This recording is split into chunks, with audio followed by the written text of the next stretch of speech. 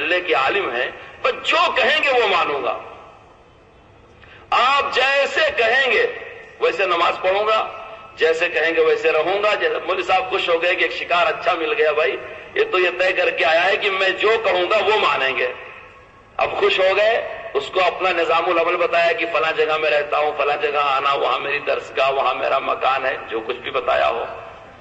وہ کوئی بڑا شیانہ تھا، اس نے ایک لمحے کے بعد کہا مولوی صاحب میں ایک بات جاننا چاہتا ہوں، اگر میں جماعت میں سے آنے کے بعد یہ کہہ دیتا کہ جیسا ابو حنیفہ رحمۃ اللہ علیہ نے مسئلے مسائل بتایا ہے میں اس کے مطابق عمل کروں گا، اور جہاں بھٹک جاؤں گا کسی عالم دین سے پوچھ لوں گا، تو سارا قرآن آپ میرے خلاف پڑھنا شروع کرتے، اتخذوا احبارہم ورہبانہم اربابا من دون اللہ، کہ اللہ کے علاوہ انہوں نے احبار و رہبان کو اپنا رب بنا رکھا ہے، تب آپ پڑھنا شروع کرتے کہ شیطان کا اتباع، اول من قاسا شیطان وغیرہ، سب آپ لوگ جو پڑھتے ہیں روزانہ۔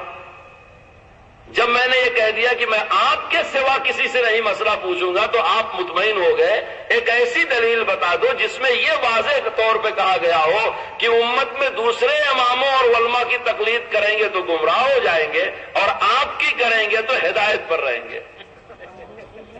سمجھ رہے ہیں بھائی؟ ابھی آپ کی کریں گے۔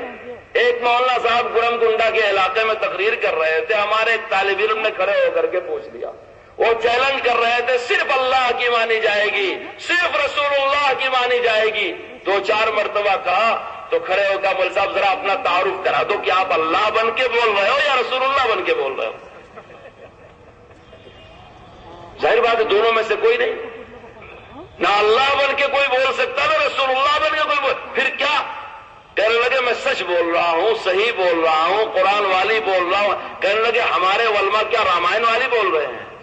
بھئی ہمارے علماء بھی تو وہ بھی تو وید اور بائبل سے نہیں بول رہے، ہمارے علماء بھی تو قرآن والی ہی کہہ رہے ہیں۔ تو اب پتہ کیا چلا کہ جھگڑا اصل میں اپنی ذات کا ہے۔ میں آپ کو خوارج کی بات سنا رہا تھا کہ خارجی بڑے بے ادب ہوتے، انہوں نے حضرت علی کو کافر کہا تھا اور ایک آیت کریمہ کو بطور دلیل کے پکڑ رکھا تھا، ان الحکم الا للہ، کہ فیصلہ صرف اللہ کا مانا جائے گا، اور حضرت علی نے قرآن کا فیصلہ مان لیا۔ لیجئے، یعنی وہ قرآن کو بھی غیر اللہ، کہ قرآن اللہ تو ہے نہیں، حضرت علی نے خاص مسئلہ ہے، اسے مسئلہ تحکیم کہتے ہیں، اس کی تفصیل عرض کرنے کا یہ موقع نہیں ہے، صرف ان کا نعرہ سنا رہا ہوں کہ جو نعرہ لگاتے تھے ان الحکم الا للہ، خدا کے سوا کسی کی بات نہیں مانی جائے گی، فیصلے کا حق کس کو ہے؟ اللہ کو، اس کے علاوہ کسی کو فیصلے کا حق نہیں ہے۔ اور اسی بات کو لے کر کے وہ حضرت علی کو کافر کہتے تھے۔ حضرت عبداللہ رضی اللہ تعالیٰ عنہ ان کے پاس گئے، کہنے لگے کہ تم کو امیر المومنین علی المرتضیٰ سے کیا اختلاف ہے؟ تو انہوں نے یہی آیت پڑھی کہ دیکھو اس آیت میں ہے کہ اللہ کے سوا کوئی فیصل نہیں ہو سکتا، کوئی حکم نہیں ہو سکتا، اور حضرت علی نے غیر اللہ کو حکم مانا ہے۔ انہوں نے فرمایا کہ اگر اللہ نے ہی حکم دیا ہو تو مانو گے نہیں مانو گے؟ بھئی اگر اللہ نے ہی غیر اللہ کو فیصل بنانے کا حکم دیا ہو تو مانو گے نہیں مانو گے؟ میرے دوستو اصل بات یہ ہے، ایسے لوگوں کے سامنے نہ پورا قرآن ہوتا ہے، نہ پوری حدیث ہوتی ہے، نہ پوری سنت ہوتی ہے۔ ہمارے ہاں مشہور ہے، بندر کو مل گئی ادرک کی گاٹھ تو پنساری بن بیٹھا، ایک ادرک کی گاٹھ پہ اس نے پنساری ہونے کا اعلان کر دیا۔ ایسے ان کے پاس 2-3-4 روایتیں جو ان کی سمجھ سے بالا ہیں، ان کی سمجھ میں نہیں آ رہی، تو اس لیے انہوں نے اماموں کو، بزرگوں کو، ائمہ کو، حتیٰ کہ صحابہ کو، سب کو برا کہنا شروع کر دیا، اور خود اپنی ذات پر اتنا اصرار ہے کہ میسور کا مولوی بنگلور کے مولوی کو نہیں مانتا، اور بنگلور کا مولوی دلی کے مولوی کو نہیں۔ ان کی جماعت میں میرے دوستو کبھی اتفاق رائے ہوا ہی نہیں ہے، صرف احناف کی مخالفت میں یہ متفق ہیں، بقیہ کسی ایک مسئلے میں ہندوستان کے ہی غیر مقلدین متفق الرائے نہیں ہیں۔ میں ایک نام لیتا ہوں اور جو بات کہہ رہا ہوں سچی کہہ کے جا رہا ہوں، خطیبانہ تعلی نہیں ہے۔ ایک مجاہد آزادی گزرے ہیں، حضرت شیخ الہند کے شاگرد ہیں، مولانا ثناء اللہ امرتسری رحمۃ اللہ علیہ، جمعیت علماء کے بانیوں میں ہیں۔ ہم کو تو سکھایا گیا ہے کتابوں کا احترام کرو، علماء کا احترام کرو، بزرگوں کا احترام کرو، ہم کسی بھی عالم کی بے احترامی نہیں کرتے۔ رد قادیانیت پر ان کی بے انتہا خدمات ہیں، ان کی ایک کتاب ہے، اس کتاب کا نام تفسیر سنائی ہے.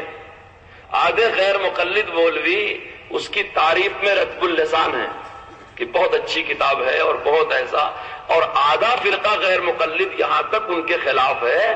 وہ کہتا ہے کہ مولانا ثناء اللہ امرتسری کا کفر شیطان سے بڑا ہوا ہے. ہاں، یہ تفسیر لکھ کر کے مرتد ہو گئے. تمہارا تو یہ حال ہے میرے دوستو، ہم بچے کو نورانی قاعدہ پڑھا کر کے قاری بناتے ہیں، تمہارے عالم نے تفسیر لکھا، تم نے اس کو مرتد اور کافر کہنا شروع کر دیا. یہ سب نحوست ہے قرآن حدیث اور صحابہ کرام کے چھوڑنے کی. قرآن کو چھوڑ دیا، سنت کو چھوڑ دیا، صحابہ کو چھوڑ دیا، کبھی تمہاری جماعت میں اتفاق رائے نہیں ہو سکتا. اور میں آج 20 سال سے پوچھ رہا ہوں کہ ایک عالم دین پورے ملک میں ایسا بتا دو جس کی بات کو تم آنکھ بند کر کے مان لو گے، جس پر بھروسہ تم کو ہوگا کہ ہاں ہمارا یہ عالم صحیح کہتا ہے، دین کے معاملے میں ہمارے ساتھ خیانت نہیں کرے گا، وہ کہے اور تم مان جاؤ. ایک عالم ایسا بتا دو. آج تک یہ نہیں بتا سکے. اگر کچھ متفق ہوتے ہیں، دوسرے کہتے ہیں ہم اس کی بات نہیں مانتے. کبھی آپ دیکھو ان کے درمیان جب زکوٰۃ کا، قربانی کا دوسرا مسئلہ آپس میں طے ہوتا ہے تو ان کی خانہ جنگیاں دیکھو. ان کو ائمہ کا اختلاف امت میں انتشار معلوم ہوتا ہے، مگر ان کے ہی علماء کا اختلاف ان کو امت میں کوئی انتشار معلوم نہیں ہوتا. میں کہہ رہا تھا کہ حضرت عبداللہ نے پوچھا ان سے کہ اگر اللہ نے حکم دیا ہو تو غیر اللہ کو فیصل اور حکم بنانے کا، کہنے لگے ہو ہی نہیں سکتا، ہو ہی نہیں سکتا. جیسے ان سے کبھی کہا جاتا ہے بھائی تم رفع یدین کرتے ہو اور کہتے ہو کہ بخاری کی حدیث میں رفع یدین کرنے کا ثبوت ہے، تو اگر انہیں عبداللہ ابن عمر کی میں صحیح حدیث پیش کر دوں جس میں صرف ایک بار کرنے کا ثبوت ہے تو مانگے تو ہو ہی نہیں سکتا. حالانکہ صحیح ابو وانا مسند حمیدی میں عبداللہ ابن عمر کی روایت لکھی ہوئی ہے، وہ صحیح سند کے ساتھ ہے. اس میں یہ ہے کہ پہلی مرتبہ کے علاوہ رفع یدین کیا ہی نہیں. تو جو ان کا ایک خیال ہو جاتا ہے اس کے خلاف کہتے ہو ہی نہیں سکتا، ہو ہی نہیں سکتا. ایسے ان خوارج نے کہا حضرت عبداللہ سے کہ ہو ہی نہیں سکتا. انہوں نے کہا قرآن تو پڑھتے ہوگے. بھائی میں تو آیتیں نہیں بنا رہا ہوں، قرآن پڑھ رہے ہوگے. لو قرآن کریم کی آیت کریمہ، وَإِنْ خِفْتُمْ شِقَاقَ بَيْنِهِمَا فَبَعْثُوا حَكَمًا مِّنْ أَهْلِهِ وَحَكَمًا مِّنْ أَهْلِهَا. ارے بھائی حفاظ آپ میں ہے کہ نہیں ہے؟ میں صحیح آیت پڑھ رہا ہوں غلط پڑھ رہا ہوں؟ حَكَمًا مِّنْ أَهْلِهِ وَحَكَمًا مِّنْ، تم تو ایک کو نہیں مان رہے تھے، قرآن دو کا حکم دے رہا ہے نا. لڑکی والوں کی طرف سے ایک حکم اور لڑکے والوں کی طرف سے ایک حکم. اگر غیر اللہ کی بات ماننا، اللہ کے علاوہ کسی اور کو فیصل بنانا اتنا بڑا کفر ہوتا کہ اس کفر کی وجہ سے حضرت علی کو خوارج کافر کہہ رہے ہیں، تو میرے دوستو اللہ اس کا حکم نہ دیتا. حضرت علی کی فہم صحیح تھی، خوارج کی فہم صحیح نہیں تھی. حضرت علی کو پورا قرآن مستحضر تھا، خوارج کو پورا قرآن مستحضر نہیں تھا. پتہ کیا چلا کہ جو بھی دین کی صحیح بات کہے وہ مانی جائے گی. اصل دار و مدار شخصیت پر نہیں ہے، اصل دار و مدار اللہ رسول کی بات پر ہے. جو اللہ کی بات کہے گا مانی جائے گی، جو رسول اللہ کی بات کہے گا مانی جائے گی. ایسا نہیں کہ اللہ اور رسول کے علاوہ جو علماء ربانی ہے وہ اللہ رسول کی بات چھوڑ کر کے اپنی بات کہتے ہیں. کیا آپ تصور کر سکتے ہیں؟ آپ تصور کر سکتے ہیں کسی ایک شریف آدمی کے بارے میں کہ وہ ایسے مسائل میں خیانت کرے جن مسائل کا سب کو علم ہے؟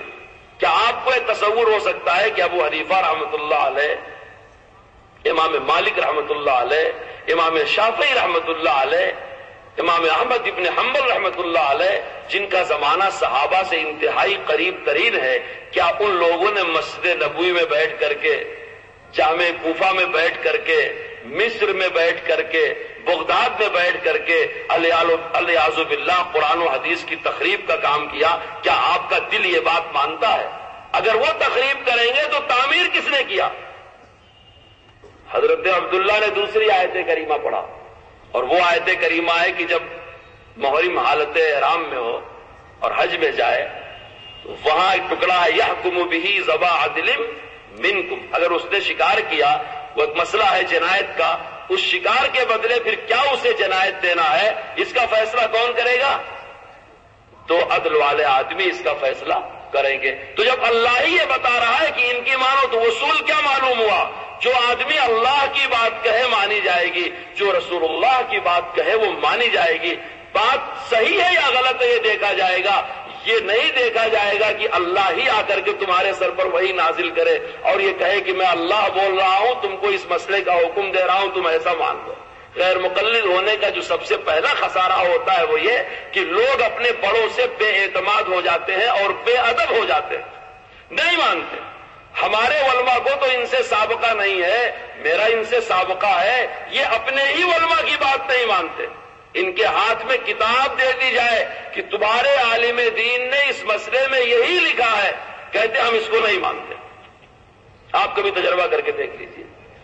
اہل حدیث ہونے کا جو سب سے پہلا رد عمل ہوتا ہے امت سے بے اعتمادی اور بے ادبی۔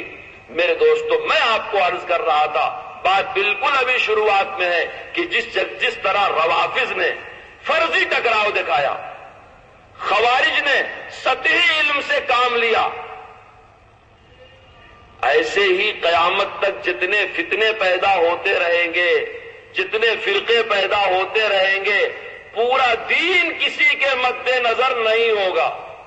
پورا دین کے پورے اصول و فروع، دین کی مکمل چیزیں صرف اہل سنت والجماعت کے ہی ورثے میں آئیں گی۔ ان فرقوں کے پاس اپنے چند مسئلوں کے علاوہ اور کوئی سرمایہ نہیں ہوگا۔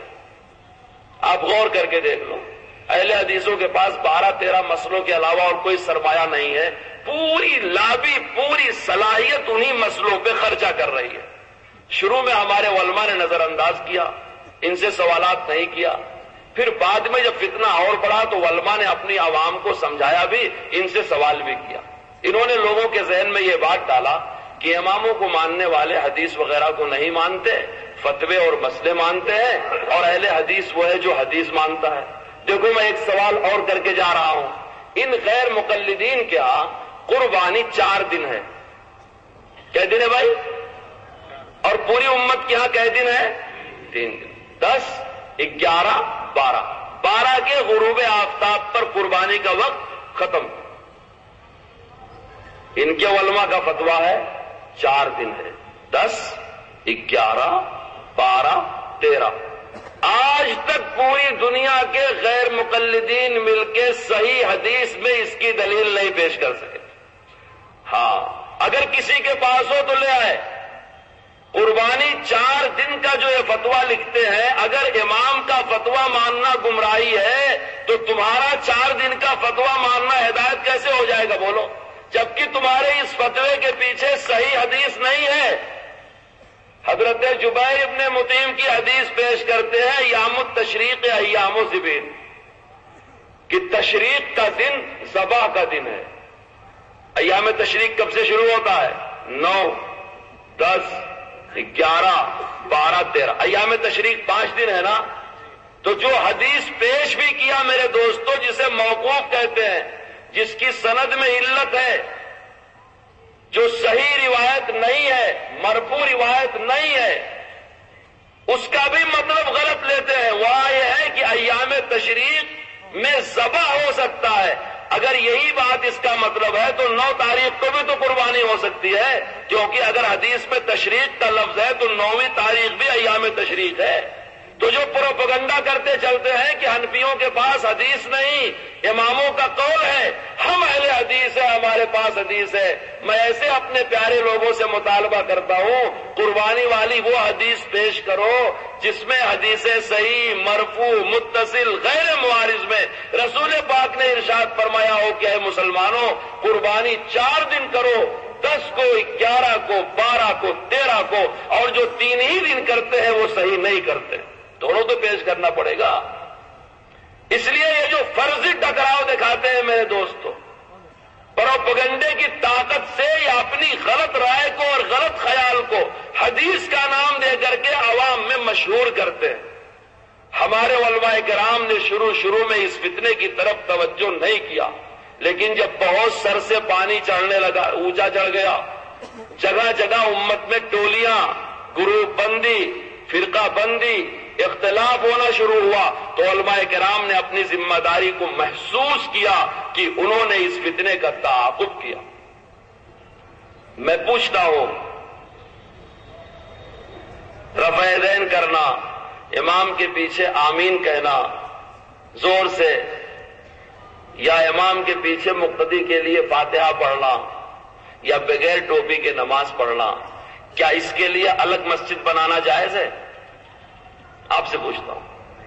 یہاں کے اہل حدیث ایک استفتاء مرتب کریں، ایک سوال نامہ مرتب کریں، اور ان کو اپنے جن مدرسوں پر پورے ملک میں بھروسہ ہے، جتنے دارالافتاء ان کے ہیں، جتنے بڑے بڑے مولوی ہیں، وہ یہ سوال نامہ لکھ کر کے بھیجیں اور ان سے جواب میں قرآن کی آیت اور حدیث صحیح مرفوع متصل کا مطالبہ کریں کہ ہم کو رفع یدین کرنے کے لیے مسلمانوں سے الگ ہو کے مسجد بنانے کی اجازت دی جائے، ہم کو آمین چلانے کے لیے مسلمانوں سے الگ ہو کے مسجد بنانے کی اجازت دی جائے، ہم کو امام کے پیچھے سورہ فاتحہ پڑھنے کے لیے مسلمانوں سے الگ ہو کر کے مسجد بنانے کی اجازت دی جائے، اور اس مسجد کو جمعیت اہل حدیث کے نام سے رجسٹر کرانے کی اجازت دی جائے، اس کی دلیل دی جائے۔ عجیب بات ہے، اللہ رسول کے علاوہ کسی کی بات قابل قبول نہیں ہے، تو رجسٹریشن میں جو لکھا جاتا ہے کہ یہ مسجد اہل حدیث کی ہوگی، یہ جمعیت اہل حدیث کی ہوگی، یہ کمیٹی اہل حدیث کی ہوگی،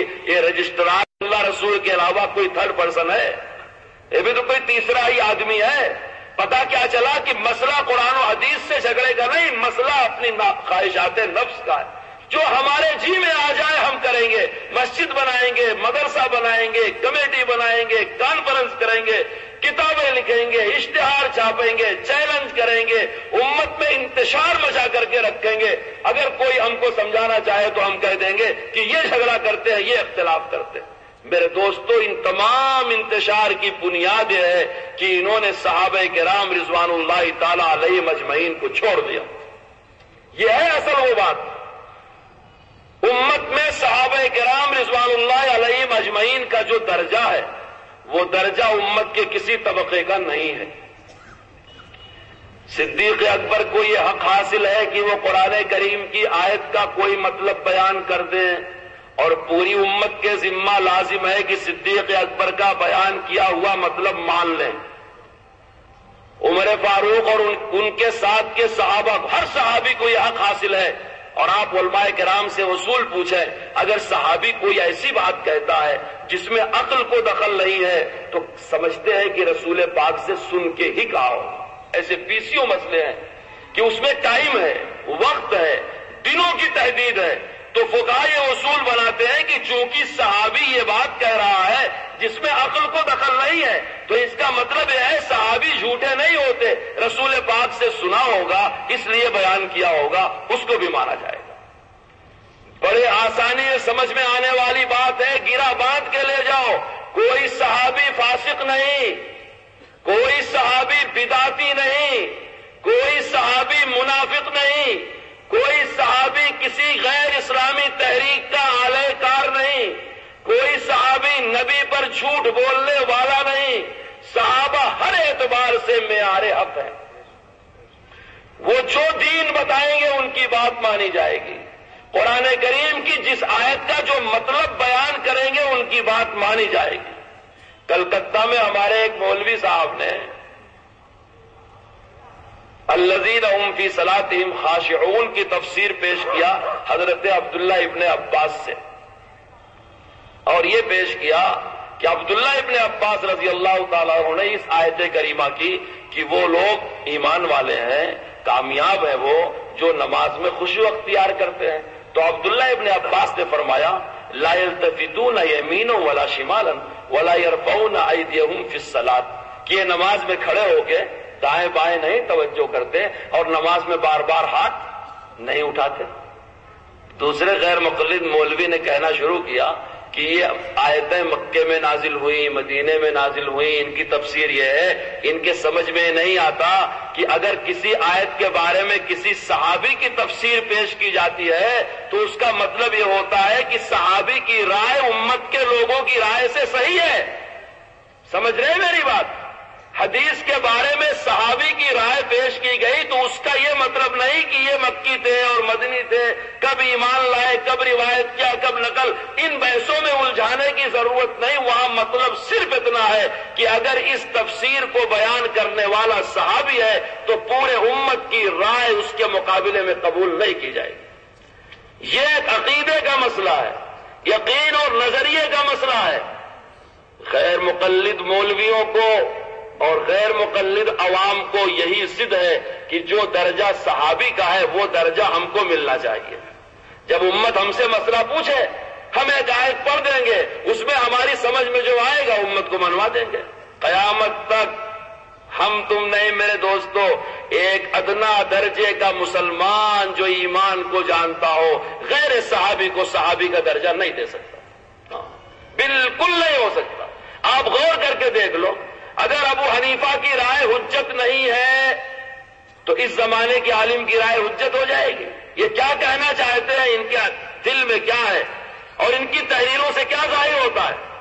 یہ کہتے ہیں صحابی کا قول حجت نہیں، صحابی کی درایت حجت نہیں، صحابی کا فہم حجت نہیں. میں تم سے ایمانداری سے پوچھتا ہوں، 2-2-4 کی طرح سمجھ میں آنے والی بات، اگر صحابی کی سمجھ حجت نہیں، صحابی کی کا قول حجت نہیں تو اس زمانے کے مولوی قول حجت ہوگا؟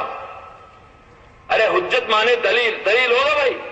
جب صحابی کی ہی دلیل تم نہیں مانتے تو آج کے مولوی کی بات کو دلیل میں پیش کرنا ہی غلط. تمہارے یہاں تو صحابی کی بات ہی دلیل نہیں. جب صحابہ، یہ ایک پروپگنڈا ہے جو لوگ کہتے ہیں غیر مقلد وہ ہیں جو چاروں امام کو نہیں مانتے اور غیر مقلد وہ ہیں جو تقلید نہیں کرتے. پہلے آپ یہ سمجھ لیجئے تقلید کسے کہتے ہیں؟ تقلید کہتے ہیں نہ جاننے والا جاننے والوں سے مدد لے. ہر لائن میں اس کے ماہر کی بات ماننا تقلید کہلاتا ہے. آسان لفظوں میں سمجھ لیں، دین دنیا ہر لائن میں اس کے ماہر کی بات کو مان لینا تقلید کہلاتا ہے. اسی کو اتباع بھی کہتے ہیں، اسی کو اطاعت بھی کہتے ہیں. یہ کہتے ہیں قرآن شریف میں تقلید کا لفظ دکھایا جائے، میں کہتا ہوں قرآن شریف میں توحید کا لفظ دکھایا جائے. ارے سمجھ رہے ہیں میری بات؟ اگر قرآن میں لفظ تقلید نہیں ملا تو اس سے تقلید حرام نہیں ہوئی. جیسے کہ قرآن میں لفظ توحید نہیں ملا تو توحید حرام ہو جائے گی. اور قرآن کریم میں جتنے الفاظ ہیں اتباع کے، اطاعت کے، پیروی کرنے کے، قرآن شریف کی آیتیں پڑھو، اللہ فرماتا ہے وَاتَّبِعْ سَبِيلَ مَنْ أَنَابَ إِلَيَّ، اس کا اتباع کرو جو میری طرف جھکنے والے ہیں، میرے راستے پر، ان کے راستوں پر چلو. آسام کے مناظرے میں غیر مقلدوں کا ایک یہ بھی موضوع تھا کہ تقلید جائز ہے کہ ناجائز ہے. اسے ہمارے لوگ بڑی اہمیت دیتے ہیں کیونکہ وہ شرعی اصطلاحات میں غور کرنے لگتے ہیں. میں روزمرہ کی زندگی میں آپ سے پوچھتا ہوں، جو ماہر نہیں ہے وہ ماہر کی بات مانتا ہے کہ نہیں مانتا؟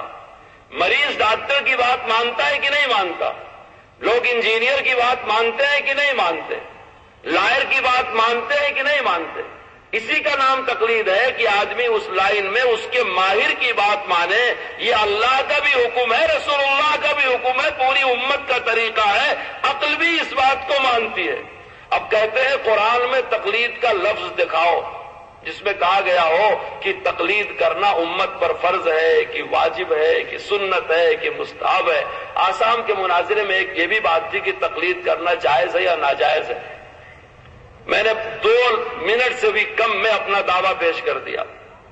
میں نے کہا دیکھو، جائز کی تقلید جائز ہے، ناجائز کی تقلید ناجائز.